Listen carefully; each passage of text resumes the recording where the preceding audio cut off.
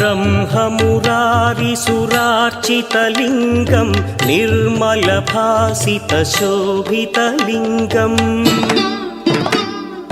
जन्मज दुःखविनाशकलिङ्गं तत्प्रणमामि सदा शिवलिङ्गम् देवमुनिप्रवरार्चितलिङ्गं कामदहन करुणाकरलिङ्गम् रावणदर्पविनाशकलिङ्गं तत्प्रणमामि सदा शिवलिङ्गम्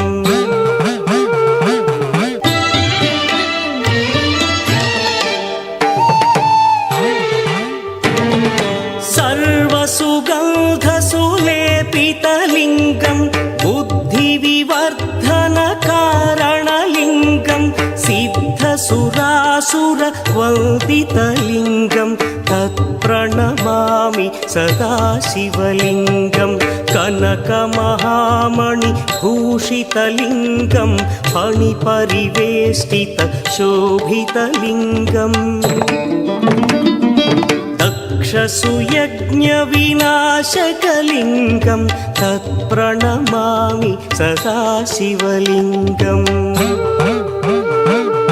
कुङ्कुमचन्दनलेपितलिङ्गं पङ्कजहार सुशोभितलिङ्गम्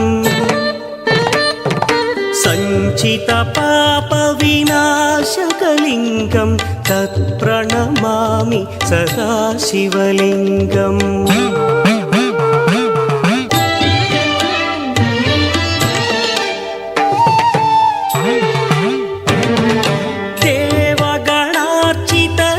देवगणार्चितसेवितलिङ्गं भावैर्भक्तिभिरेव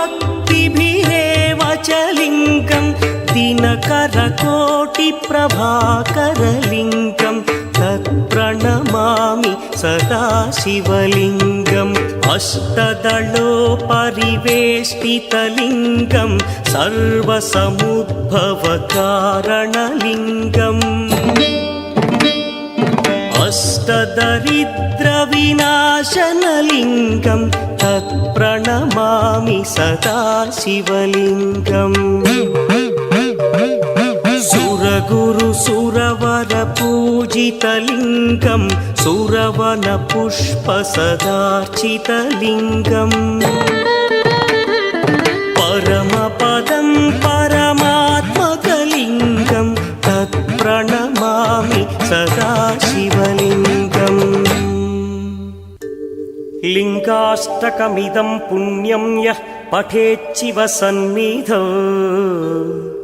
शिवलोकमवाप्नोति शिवेन सह मोदते।